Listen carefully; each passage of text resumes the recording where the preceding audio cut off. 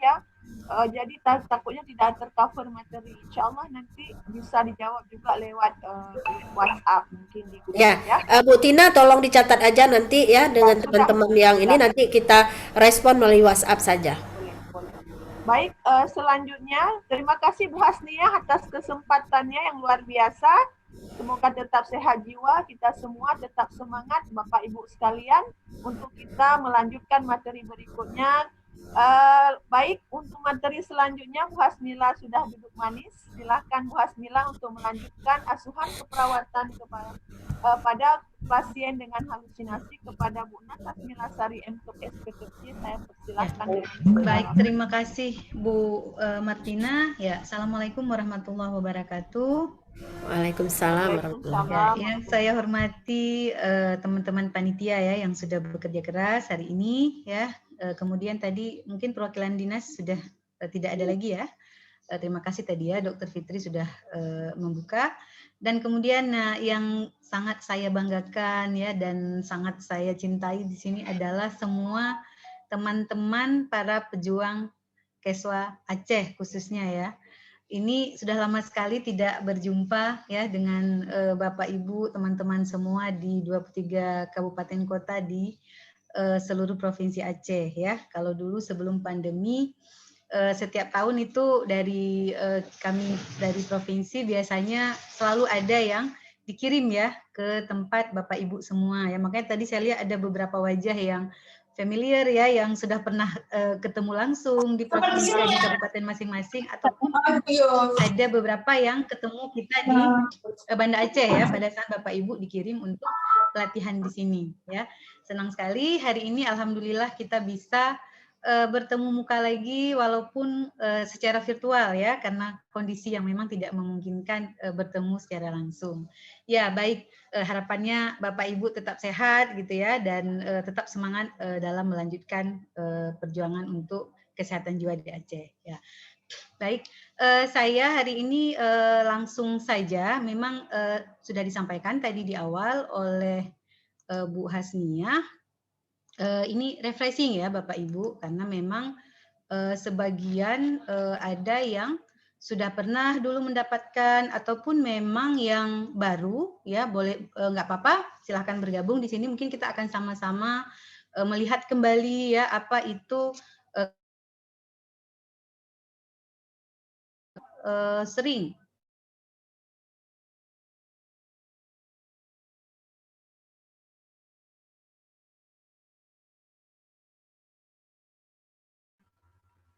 Suaranya hilang. Keluar ya Bu Mila ya. Ya, saya hilang. Ini balik lagi ya, bentar-bentar. Saya share screen lagi. Nggak tahu nih sinyalnya tiba-tiba hilang. Ya. Ya. Sudah kelihatan? Sudah ya? Ya, langsung saja mungkin. Sudah ya, Tina sudah kelihatan ya? Sudah. Ya, jadi mungkin langsung saja saya akan share materi yang dibagikan untuk saya refresh dengan teman-teman semua ya. Halusinasi ya, sebentar saya coba full screen kan dulu. Oke. Ya. Ya, sudah kelihatan ya Bapak Ibu ya. Nah, jadi halusinasi saya rasa semua perawat CMAN ya yang sudah bertugas di lapangan pasti menemukan ini adalah kasus yang paling banyak mungkin Bapak Ibu temukan selain yang perilaku kekerasan ya. Nah, ya. Jadi tujuan kita kami harapkan ini kan refresh ya. Jadi Bapak Ibu mampu melakukan pengkajian ya, sudah tahu diagnosa keperawatannya, melakukan tindakan apa baik untuk pasien ataupun untuk keluarga ya. Dan dokumentasi tentunya. Nah, jadi apa itu halusinasi ya? Kalau kita langsung mungkin ada interaktifnya, tapi karena waktu juga sangat mepet, mungkin saya tidak sempat ya menanyakan satu-satu ke Bapak Ibu. Makanya sebenarnya kita lebih senang luring karena ini ya bisa, tapi kondisi seperti ini. Nah, jadi saya rasa untuk halusinasi pasti Bapak Ibu sudah tahu semua. Itu adalah salah satu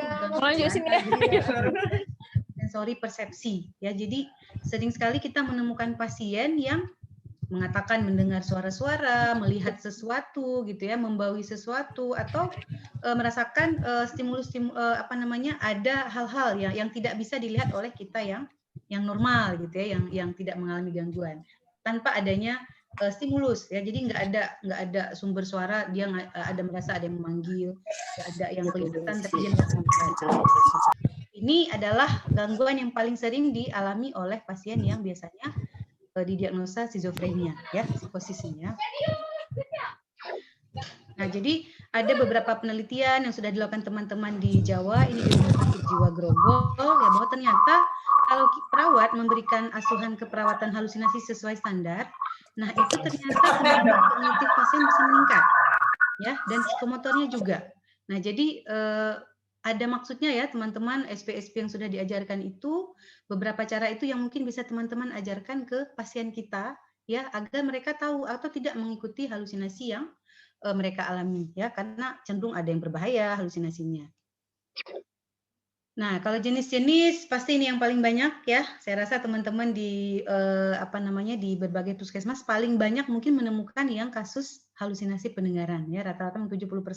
Di Rumah Sakit Jiwa sendiri ini juga diagnosis keperawatan yang mendominasi, walaupun mungkin bisa jadi pada satu pasien itu dia mengalami lebih dari satu jenis halusinasi ya. Bisa jadi dia ada pendengaran, ada penglihatan, ada pengecapan juga ya. Jadi bisa jadi memang. Bahkan ada yang 3 sampai 4 halusinasi pernah kita temui juga ya. Mungkin ada teman-teman yang pernah menemui kasus seperti ini ya. Nah, ini tanda dan gejalanya yang mungkin sering teman-teman temui pada saat bertemu dengan atau merawat pasien dengan masalah keperawatan halusinasi ya, yang pendengaran, tanda gejalanya seperti ini. Ada mungkin subjektif ini ya, mungkin tempat mengingatkan kembali kalau data subjektif apa yang disampaikan oleh pasien ya atau keluarganya terkait dengan keluhan yang dialami.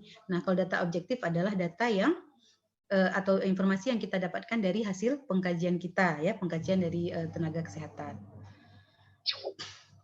Nah, jadi fase-fase halusinasi juga teman-teman mungkin menemukan ya pada saat mengkaji pasien itu kok ada yang kita tanya dengar sesuatu enggak, Pak? Atau melihat sesuatu enggak, Bu? Enggak, katanya. Ternyata itu padahal sebenarnya dia melihat, habis kita tinggalin dia ngomong sendiri, bicara sendiri gitu, ketawa sendiri gitu ya. Ternyata mungkin pada saat itu dia masih berada di fase yang nyaman, comfort. Jadi di tahap awal itu biasanya memang halusinasinya masih membuat pasien nyaman.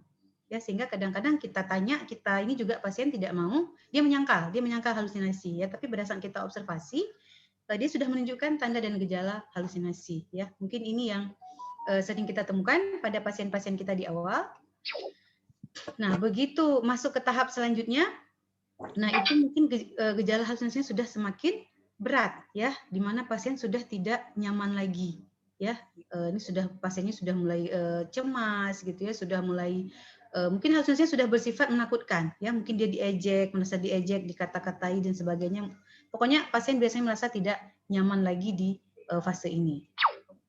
Nah, kalau fase yang ketiga ini sudah lebih berat lagi Bapak Ibu. Ya, pasien kadang-kadang sudah dikontrol oleh halusinasinya. Ya, jadi kita ajak bicara, kita ajak interaksi juga kadang-kadang tidak didengar gitu ya. Dia lebih mendengarkan halusinasinya ya. Kita ajak ngobrol agak sulit gitu ya, pasien tidak respon lagi atau kurang berespon ya, dan lebih mendengarkan halusinasinya. Nah, ini yang paling berat, konkuer ya. Pasien itu sudah memang ngikut apa yang diperintahkan oleh halusinasinya ya, sehingga kadang-kadang kita ajak ngomong juga agak sulit gitu ya, untuk kita ajak Bapak ayo dengar saya itu sudah agak sulit biasanya ya. Jadi karena memang pasien sudah cenderung mengikuti apa yang dikatakan oleh halusinasinya. Makanya sering kita dengar ya, kadang-kadang kasus itu pasien yang mungkin disuruh lompat ke sumur, lompat ya, kemudian disuruh ada yang bacok keluarganya ya, dia dia lukai. Kenapa? Karena ternyata di matanya itu adalah binatang buas misalnya ya. Mungkin ada di beberapa wilayah puskesmas yang teman-teman menemukan kasus yang seperti itu. Nah, sedikit untuk proses keperawatan teman-teman selaku tenaga kesehatan, walaupun mungkin di sini ada yang bukan semua basicnya perawat ya. Secara umum kalau untuk proses keperawatan kita melakukan 5 tahapan ini ya, tetap kita lakukan pada saat ketemu pasien ya. kita kaji dulu. Yang pertama pengkajian dulu, kan pasti kita kaji dulu ya, apa sih masalah atau keluhan yang dialami oleh pasien. Nah, berdasarkan data-data itu kita tegakkan diagnosa. Dalam hal ini yang saya jelaskan atau saya refresh ini adalah tentang gangguan persepsi sensori halusinasi. Nanti diperjelas saja halusinasinya apa ya jenisnya ya, kan banyak tadi ya. Kemudian sesudah kita tahu diagnosanya, kan kita baru bisa merencanakan mau diapain nih pasien ini ya, tindakan rencana kita mau ngapain dengan pasien ini. Baru kemudian kita implementasi ya, kita lakukan dan kita evaluasi, serta di akhir ada. Nah, ini Bapak Ibu sekilas pengkajian awal pada saat bertemu dengan pasien halusinasi ya. Kan Bapak Ibu udah ketemu nih, mungkin ada yang kunjungan rumah atau pasiennya datang dibawa keluarga atau datang ke puskesmas ya. Jadi ini dikaji dulu. Yang pertama pasti kita ingin tahu gitu ya, ini jenis halusinasinya apa. Maka dia mungkin halusinasinya dengar saja, atau ada halusinasi lihat juga, ada halusinasi jenis yang lain juga. Jadi pada saat dikaji itu yang kita tanyakan dulu ya. Kemudian kalau sudah jelas ya, kalau sudah ketahuan kita tanya. Kalau pendengaran apa yang dia dengar? Ya, suara apa yang dia dengar misalnya. Kemudian kalau lihat apa yang dia lihat, kalau misalnya bau apa yang dia cium gitu ya. Jadi ini perlu kita tanyakan untuk mengetahui jenis dan isi dari halusinasi ya. Kemudian yang berikutnya, kapan terjadinya halusinasi ya? Karena ada beberapa pengalaman beberapa kali kadang-kadang ketemu pasien yang halusinasinya muncul mungkin pada saat-saat tertentu gitu ya. Sehingga nanti salah satu caranya kita siasati pada saat waktu halusinasi itu muncul, pasien kita ajarkan cara ya untuk mengalihkan ya. Kemudian frekuensi, seberapa sering halusinasi itu muncul. Nah, jangan-jangan dia bilang munculnya tuh hampir setiap saat atau kalau pada saat dia lagi sendirian. Nah, berarti kalau memang munculnya pada saat dia sendirian, ya usahakan pasien jangan sendirian gitu ya, untuk mencegah halusinasinya, dia mengikuti halusinasinya. Ya. Kemudian kita kaji juga kapan saja sih situasi yang menyebabkan halusinasi itu muncul. Mungkin kayak tadi juga ya, kalau dia misalnya terlalu capek, terlalu ribut gitu ya, terlalu banyak masalah gitu ya. Nah, itu yang mungkin menyebabkan situasi pencetus halusinasinya itu jadi datang. Ada uang kah? Kemudian dan yang terakhir kita tanyakan juga apa yang dirasakan oleh si pasien pada saat halusinasinya itu muncul. Nah, jangan-jangan dia bilang pada saat dia dengar suara itu dia senang. Nah, kan kalau dia senang, kita ngajarin cara untuk musik juga dia nggak akan mau. Berarti kan halusinasinya tadi masih yang tadi ya Bapak Ibu, yang comfort, nyaman, dia senang masih dengar ya. Nah, tapi kalau memang ternyata dia sudah pas dengar halusinasi dia ketakutan gitu ya, atau dia melakukan hal-hal yang berbahaya, nah kan jadi ini perlu kita kaji juga ya. Tapi kalau pasiennya sudah mampu mengontrol atau dia sudah pernah diajarkan cara, nah mungkin bisa melakukan hal yang kita ajarkan pada saat halusinasi itu muncul. Misalnya kayak tadi, kalau dia muncul suara, Bu, saya suaranya hilang kalau saya ada kerjaan. Nah, berarti kita suruh cari kerjaan kan, buat aktivitas atau ada kegiatan tertentu yang bisa dia lakukan pada saat halusinasinya muncul. Intinya jangan sampai dia melakukan hal yang berbahaya pada saat halusinasinya itu muncul, seperti mengikuti hal-hal yang disuruh halusinasinya. Disuruh keluyuran, jalan kemana, dia ikut. Nah, itu kan berbahaya. Disuruh mencederai diri sendiri, mencederai orang, merusak lingkungan, itu hal yang berbahaya ya. Jadi itu perlu kita tanyakan juga atau kita kaji pada saat pengkajian dengan pasien halusinasi. Ya, ini diagnosanya. Nah, ini tujuannya ya. Ya, pasien tahu bahwa ini halusinasi yang dialami itu apa ya. Kemudian kita harapkan dia mampu mengontrol ya, mampu mengendalikan ya. Karena sebenarnya Bapak Ibu, halusinasi ini saya pernah nanya sama pasien yang sudah sembuh juga, yang maksudnya sudah dinyatakan sembuh klinis. Pasiennya bilang sebenarnya suaranya kadang-kadang masih muncul, tapi si pasien itu dia sudah bisa membedakan, oh bahwa ini nggak nyata, ini nggak benar. Jadi dia minum obat, dia diajarkan cara. Jadi pada saat dia suara-suara itu muncul atau dia melihat halusinasinya, dia sudah mampu mengontrol. Dia nggak ngikut gitu, karena dia sudah tahu bahwa ini tidak nyata. Ya, makanya bisa kita sampaikan ke pasien ya tentang halusinasinya. Cuman ini kadang-kadang dipengaruhi oleh kognitif juga Bapak Ibu. Kalau pasiennya ini ya kognitifnya masih bagus, kemudian kadang-kadang yang cepat ya dia tangkapnya itu bisa. Tapi kalau memang yang ada gangguan yang lain biasanya sih nggak terlalu ini ya, kita jelaskan juga ya, sekarang dia ingat, nanti dia lupa lagi. Ya. Nah, jadi ini kita ajarkan cara-cara untuk mengontrol halusinasi. Masih 4 cara ya, teman-teman, Bapak Ibu di sini. Cara yang paling gampang, yang paling awal itu adalah yang menghardik ya. Nah, coba kita lihat dulu, kemudian ya ini langsung ya. Jadi nah ini biasanya memang efektif untuk pasien dengan halusinasi pendengaran kan. Tadi yang paling banyak pendengaran. Nah, caranya bagaimana? Kita peragakan dulu ya. Mungkin Bapak Ibu ini sudah sangat hafal ya. Jangannya pasiennya juga biasanya sudah sangat hafal. Nah, cuman kadang-kadang tidak bermakna atau tidak efektif. Kenapa? Kadang-kadang pasien mungkin tidak serius melakukannya ya. Atau bagi dia itu tidak efektif. Dengan menghardik mungkin nggak hilang. Suaranya itu masih tetap muncul ya. Saya pernah nanya sama pasien yang halusinasi pendengaran. Gimana sih rasanya kalau halusinasi itu lagi muncul? Nah, kita yang normal mungkin nggak tahu gitu. Jadi pasien bilang itu kayak ada suara di seluruh bisik-bisik ngomongin dia. Jadi pada saat kita ngomong, bingung mau mendengar yang mana.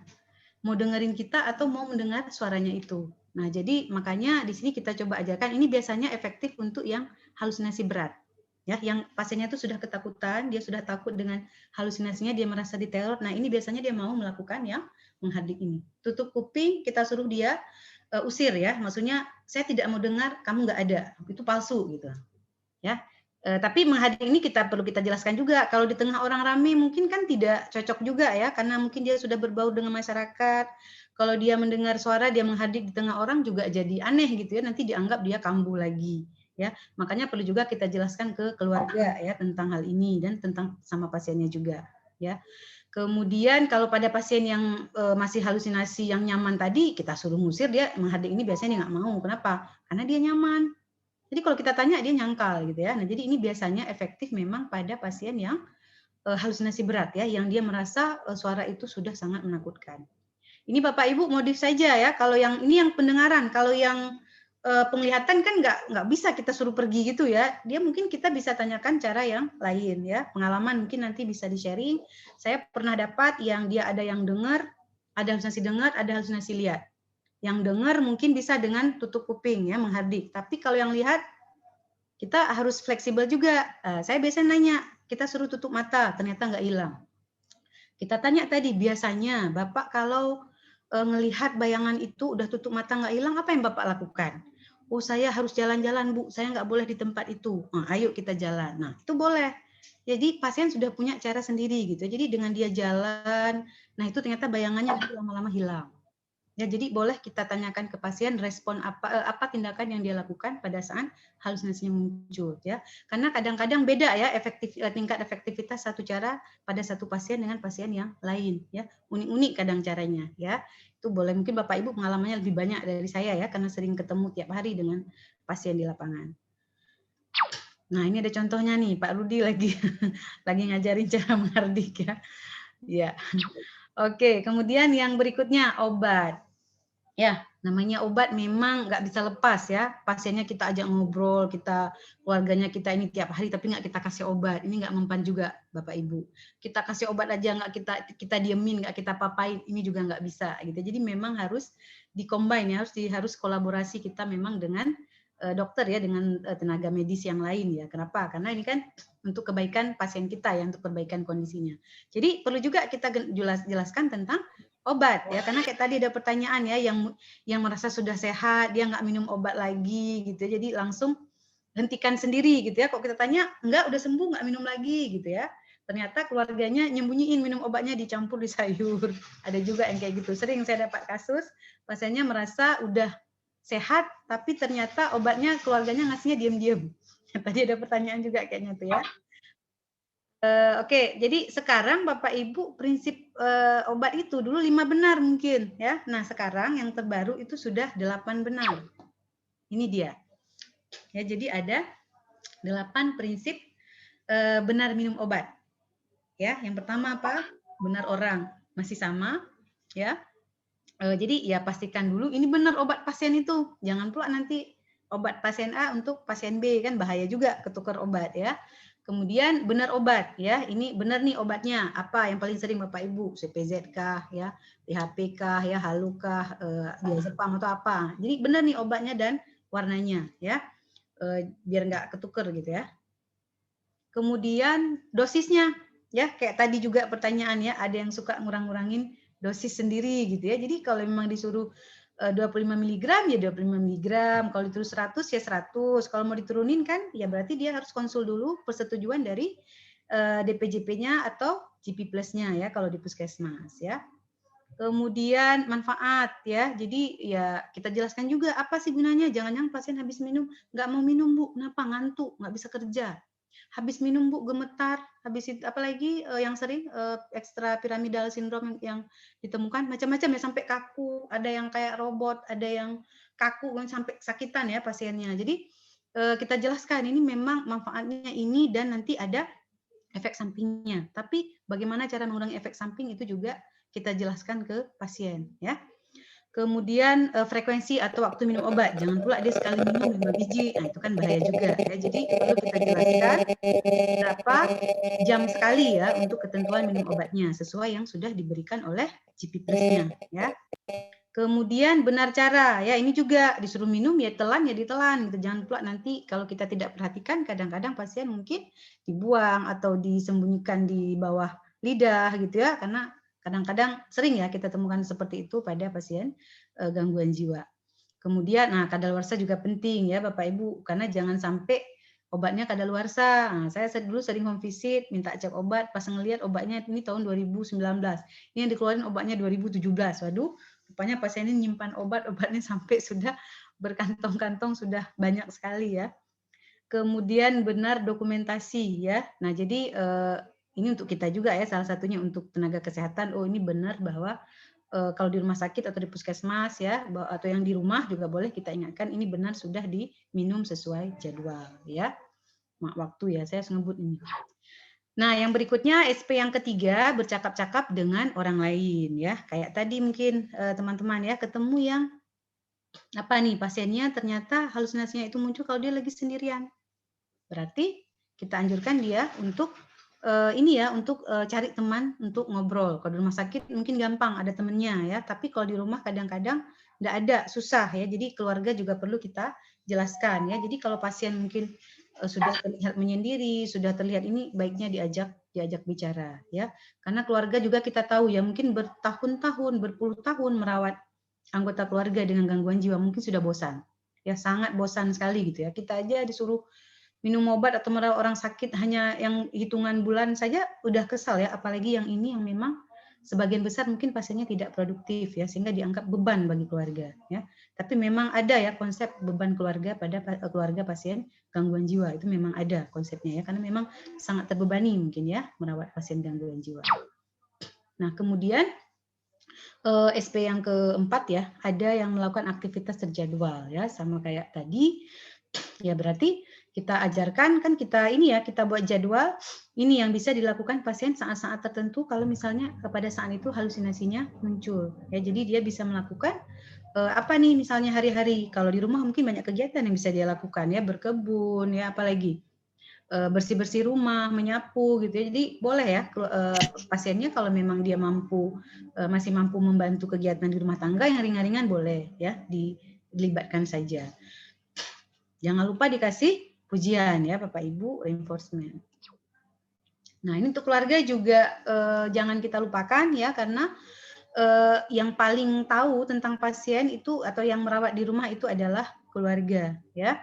Mungkin teman-teman sudah sering ketemu ya, ada keluarga yang kalau kita lihat care sekali, peduli sekali, tapi ada keluarga yang juga memang sama sekali sudah tidak mau peduli lagi ya dengan si ODGJ-nya atau dengan si pasiennya ya. Jadi memang ya salah satunya kita harus berikan pengertian juga gitu ya. Tapi memang pasti teman-teman bilang susah Bu, pasien keluarga udah menolak segala macam gitu ya. Jadi memang ini hal yang sering kita temukan ya di area kita ya. Kemudian ya kita jelaskan hal yang sama ya, untuk keluarga juga SP-nya sama ya. Jadi keluarga tahu bahwa ini masalah yang dialami oleh anggota keluarganya itu adalah halusinasi ya. Kita jelaskan tadi tanda dan gejalanya. Pasien mungkin ngomong sendiri, bicara sendiri gitu ya. Kemudian apa ya, kita ajarkan langsung saja. Nah ini dia. Ya, kita tanyakan ya masalah yang dialami keluarga apa ya, mungkin kayak tadi Ini kayak PK, kayak halusinasi itu kan sering barengan ya, tambah waham lagi biasanya pasiennya ya. Jadi kadang-kadang keluarga sendiri juga ketakutan, ya kan? Kalau pasien lagi kambuh, lagi dia kambuh, ngamuk, dia nggak kenal lagi ini orang tuanya, ini saudaranya nggak, dia langsung ngamuk gitu ya. Jadi ini juga kadang-kadang salah satu hal yang membuat keluarga takut gitu ya, dan tidak ingin merawat lagi ya. Jadi sering bahkan sampai ada yang dipasung mungkin ya. Itu juga salah satu penyebab mungkin. Jadi kita tanyakan masalah yang dihadapi keluarga, kemudian kita jelaskan dulu tentang halusinasinya. Cara yang tadi kita ajarkan ke pasien juga kita ajarkan ke keluarga ya. Gimana cara, jadi kalau nanti di rumah dia sudah mulai enggak mau minum obat, sudah mulai menyendiri, sudah mulai enggak mau gabung-gabung lagi. Nah, itu baiknya keluarga kita harapkan memberikan perhatian yang lebih ya, selalu diajak berkomunikasi ya, dan jangan dicela saja gitu, jangan direndahkan gitu ya, karena itu juga salah satu hal yang membuat pasien mungkin tambah drop gitu ya.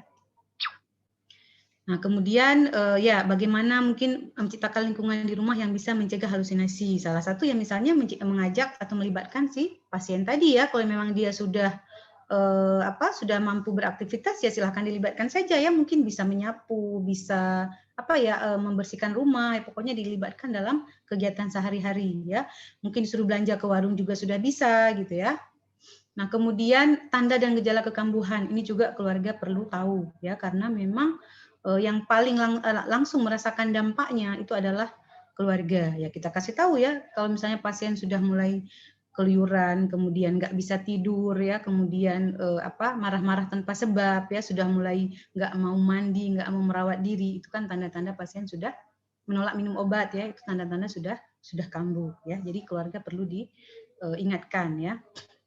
Kemudian ya ingatkan juga untuk memanfaatkan fasilitas pelayanan kesehatan terdekat ya. Kayak tadi kan di lingkungan keluarga di kampung biasanya kan ada kader ya Bapak Ibu ya, ada KKJ, kita punya kader kesehatan jiwa. Kayak Bu Has jelaskan tadi, kalau yang mandiri memang biasanya sudah jadi tanggung jawab kader ya, sudah sering didatangi oleh kader, diingatkan. Bahkan ada yang datang ambil obat sendiri kalau yang sudah mandiri. Tapi kalau yang belum, itu mungkin yang memang masih perlu bantuan kita ya. Nah, itu yang kita ingatkan, boleh ke kadernya, hubungi perawat CMHN-nya, atau langsung ke puskesmasnya. Oke, nah ini sama kayak tadi kayaknya Bu Has sudah singgung sekilas juga. Nah, ini dokumentasi ya yang bisa teman-teman langsung isi pada saat melakukan home visit atau kunjungan rumah ya. Dulu saya ingat saya waktu BC di awal kan kita memang langsung ya, setiap selesai satu materi tentang satu asuhan kita langsung role play dan kemudian kita langsung melakukan dokumentasi ya. Masih sama teman-teman yang kita isi, cuman ini dibuat sesimpel mungkin. Nggak salah saya sekarang yang simple kayaknya ada cuma DS, DO ya. Misalnya habis data demografi pasien, kemudian data subjektif, data objektif ya, keluhan yang dikatakan pasien saat ini, kemudian hasil observasi kita, kemudian diagnosanya, kemudian langsung biasanya evaluasinya dengan swab ya. Kalau ini kan pengkajian awal ya, ada isinya juga silakan diisi kalau baru ketemu yang pertama kali dengan pasien ya. Jadi habis diagnosa langsung swabnya ya, langsung diisi untuk evaluasi swab ya. Udah pas ya Bu Tina? 30 menit sudah, saya Pak, untuk ini.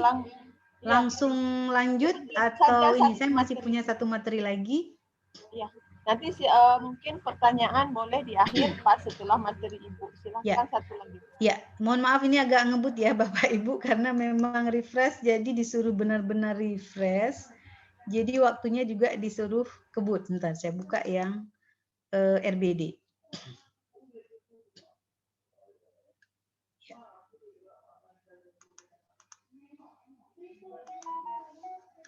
Ya, ini yang ya, sudah kelihatan? Kelihatan Bu Tina? Kelihatan ya? Bu, jaringannya ini susah Bu, lelet jaringannya. Ya, ya. Daerah mana tuh yang lelet? Ibu di mana, Bu? Di mana, Bu? Di Aceh Tenggara, lelet kali. Masya Allah, kayaknya harus naik ke bukit, harus manjat pohon ya Bu ya. Kayak yang teman-teman di Aceh Tengah biasanya ya. Oke, baik, ini sudah kelihatan Bapak Ibu. Mudah-mudahan walaupun dengan keterbatasan jaringan ya Bapak Ibu bisa melihat. Sudah kelihatan? Sudah Bu, alhamdulillah. Sudah ya. Oke ya, saya lanjut satu lagi. Ya, ini saya akan refresh sedikit tentang asuhan keperawatan pada klien atau pasien dengan risiko bunuh diri ya. Ini juga mungkin kayak Bu Has jelaskan tadi, masalah yang sebenarnya kita temui ya, banyak kita temui walaupun ini kita katakanlah syariat Islam gitu ya, Serambi Mekah, tapi ternyata kasus-kasus ini banyak ya, nggak hanya Bapak Ibu mungkin yang di lapangan, kami sendiri yang di kampus ini mahasiswa kayak Bu Has tadi di screening dapatnya ada. Kalau kami di sini saya malah sudah pernah beberapa kali memang mahasiswanya datang konsultasi sudah mencoba untuk ternyata kasus ini ada gitu, bukan nggak ada, walaupun mungkin di masyarakat kadang-kadang ditutup-tutupi atau dibilang nggak ada, ya nggak keluarga cenderung malu biasanya ya untuk menyampaikan kalau ada anggota keluarga yang mungkin melakukan percobaan bunuh diri. Tapi sebenarnya itu ya, saya pernah menemukan beberapa kali ya mahasiswa kalau di sini Bapak Ibu, kita lihat dari luar dia berprestasi gitu, tapi ternyata ada hal-hal lain yang dia alami gitu ya pada saat kita kaji. Nah, tujuan kita apa untuk pembelajaran untuk ASKEP RBD ini?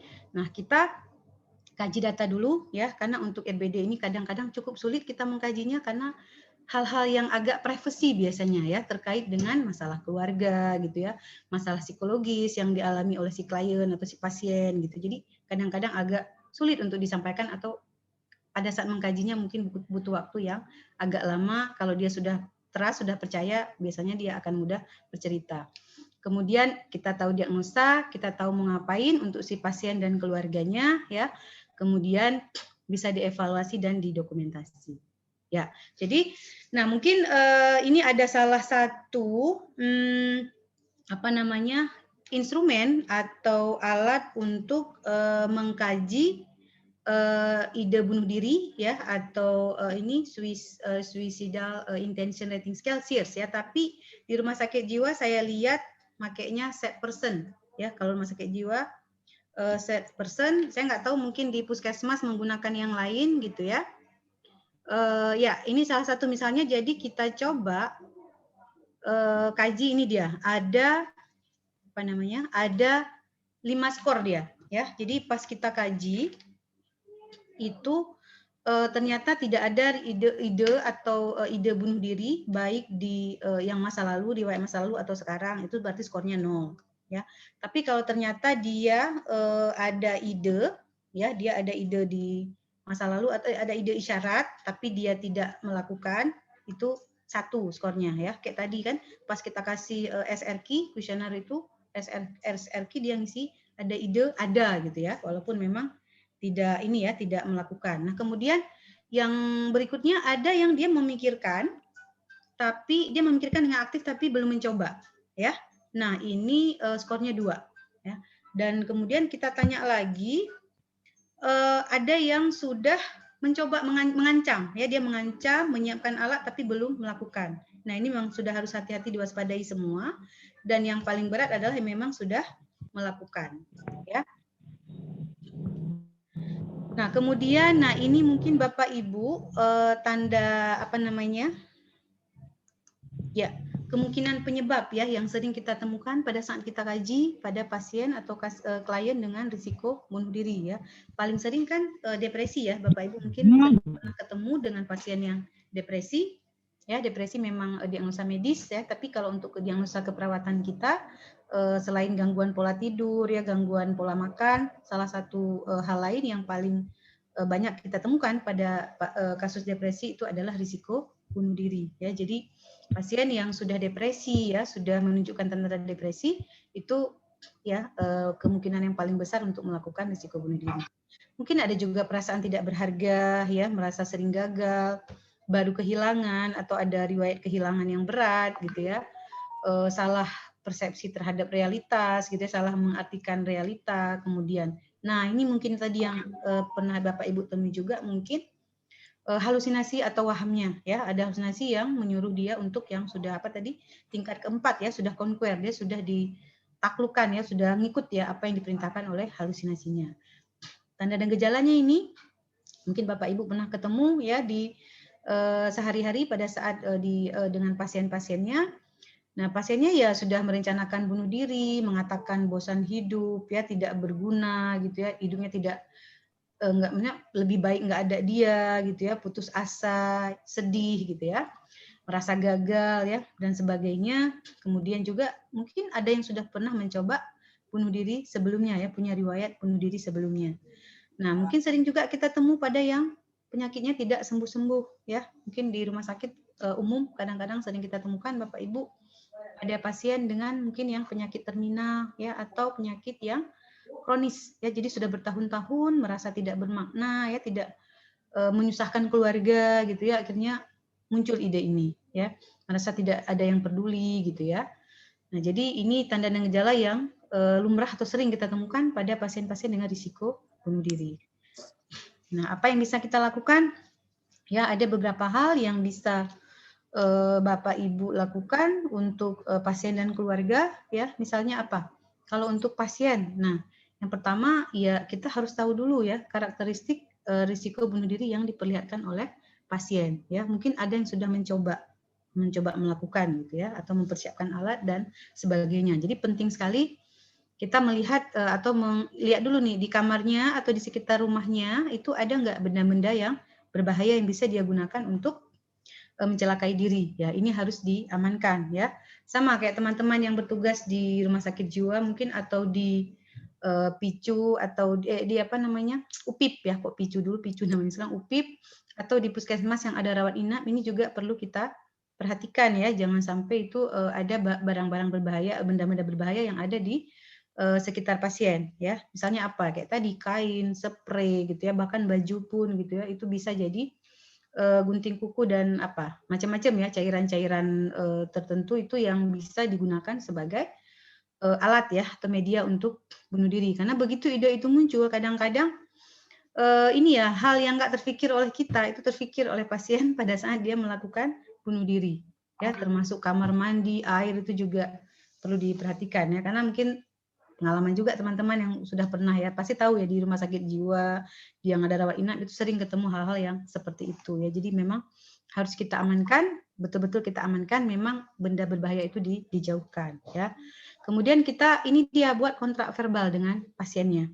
Kalau dia masih memiliki ide, masih kepikiran dia untuk melukai diri, melukai dirinya, ya berarti mau nggak mau kita akan kayak tadi Bu Has ajarkan ya, nggak hanya untuk kita harus mungkin dia harus direstrain atau harus diisolasi, dipisahkan ya, tapi tetap harus kita observasi. Ya, kalau di rumah kan kita harus minta bantuan keluarga ya untuk mengobservasi. Kemudian yang kedua, latih atau kita ajak pasien untuk menilai apa sih aspek positif diri yang masih dia miliki ya, karena kayak tadi ya mungkin pasien merasa tidak berguna, sering gagal, merasa tidak ada hal-hal positif pada dirinya. Nah, ini perlu kita ajak pasien, yuk tulis nih, kita buat nih apa nih yang masih dimiliki oleh si pasien. Oh, dia ternyata dia masih seorang pelajar atau seorang mahasiswa, dia masih punya keluarga, dia masih mampu melakukan apa nih, ada aktivitas tertentu ya. Itu kita suruh tuliskan dan kemudian kita suruh dia mengucapkan atau dia mengulangnya. Afirmasi gitu ya, untuk agar ini ya kalau hanya dituliskan nggak didengar beda ya, ditangkap oleh otak ya Bapak. Jadi sudah dia tulis, kita suruh dia mengulang. Saya mau nanti saya punya cita-cita mau jadi guru misalnya. Jadi ya, sehingga pada saat pikiran-pikiran dia lihat aspek positif yang dia punya dan dia ucapkan ya. Kemudian untuk keluarga juga demikian ya, sama. Kemudian latih dia untuk kita ajak dia untuk mendiskusikan atau membicarakan tentang harapan dan masa depan. Ya, boleh dari segi agama kita masuk, tapi nggak hanya dari segi agama juga gitu ya, bahwa bunuh diri itu hal yang dilarang oleh agama ya. Tapi kita ingatkan juga dia masih punya keluarga, dia masih punya masa depan. Kalau dia nanti tidak ada, itu keluarganya pasti sedih. Ada orang-orang yang masih membutuhkan dia gitu. Jadi cita-cita dia apa. Jadi itu kita ajak pasien untuk berdiskusi tentang harapan dan masa depan ya. Dan kemudian coping, satu lagi ketinggalan nih, ada coping ya.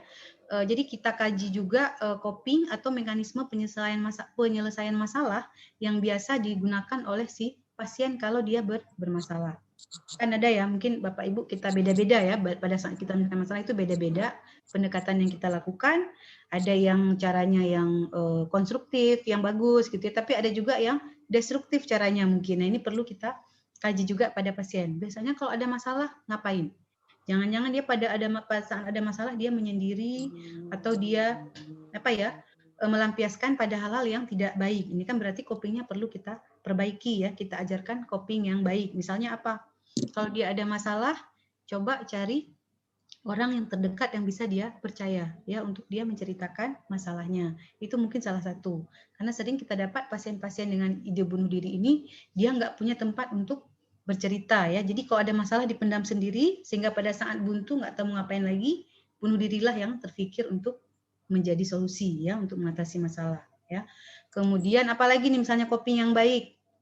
Kalau yang spiritualnya bagus, mungkin boleh kita pendekatan dengan dari segi agama ya. Kemudian apalagi coping yang baik yang bisa kita ajarkan.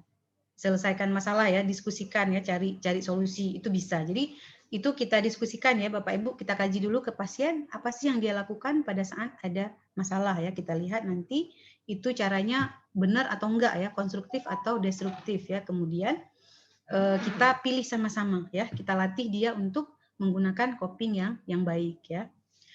Untuk keluarga demikian juga ya, kita latih keluarga agar tahu ya bahwa ini anggota keluarganya ini punya masalah yang salah satunya adalah yang berbahayanya adalah risiko bunuh diri ya.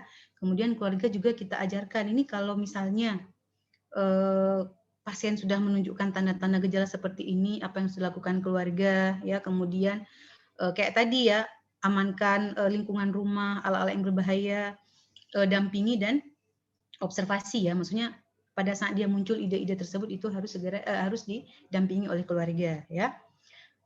Kemudian ya latih cara merawat sama kayak tadi, memodifikasi lingkungan ya, mungkin ya ciptakan lingkungan di rumah yang mungkin jangan terlalu banyak mengkritik ya, jangan terlalu banyak merendahkan atau membuat si pasien yang punya ide bunuh diri itu merasa lebih nyaman ya. Dan kemudian keluarga juga tahu kalau misalnya kambuh gitu itu harus kontrol atau follow up kemana. Kalau memang ada obat berarti dipantau atau diingatkan pasiennya untuk minum obat ya. Ini sedikit ya, ini masih sama yang kayak yang tadi, mengulang mungkin yang lebih detailnya. Ada 4 SP juga ya untuk pasien dengan risiko bunuh diri. Yang pertama yang tadi Bapak Ibu identifikasi beratnya masalah RBD ini, kan ada tadi ya kita pakai SIRS tadi, boleh sih tergantung instrumen apa yang digunakan di tempat Bapak Ibu. Ada set person nggak salah saya, ada apa lagi ya, ada beberapa instrumen, cuman ini yang memang sering digunakan mungkin ya karena agak lebih mudah ya. Nah kalau skornya berat kan tinggi, mungkin dia ada ide, sudah mengancam atau sudah mencoba, ini kan berarti biasanya harus segera dirujuk. Kalau memang Bapak Ibu ketemu yang memang sudah aktif melakukan percobaan bunuh diri, kadang-kadang ya yang kita lakukan pertama adalah menyelamatkan nyawa dulu gitu kan. Pasiennya sudah gantung diri, pasiennya sudah minum cairan pembersih misalnya gitu ya, atau dia sudah coba hal-hal ekstrim lainnya. Nah berarti yang segera dirujuk memang untuk segera mendapatkan pertolongan pertama gitu ya. Mungkin dia minum obat overdosis gitu ya segala macam. Jadi segera rujuk ya. Kemudian yang tadi segera identifikasi juga benda-benda berbahaya dan diamankan ya. Kita tahu nih kira-kira apa pencetusnya atau penyebab dia melakukan muncul idenya untuk bunuh diri ya. Nah, kemudian yang tadi kontrak verbal, kalau dia masih terus mencoba belum bisa mengendalikan keinginan bunuh diri, ya mau nggak mau kita terpaksa harus mengamankan si pasien ya. Kita jelaskan kita akan mengikat dia atau kita akan mengisolasi dia dulu gitu ya, memisahkan dia, dan kita akan mengobservasinya, mengawasinya ya, jangan sampai dia melakukan percobaan bunuh diri lagi. Kan yang paling utama di sini adalah keselamatan pasien. Nah, kemudian pertemuan kedua mungkin pasiennya sudah lebih tenang, sudah dapat obat gitu ya. Jadi kita sudah bisa mulai menanyakan gitu ya.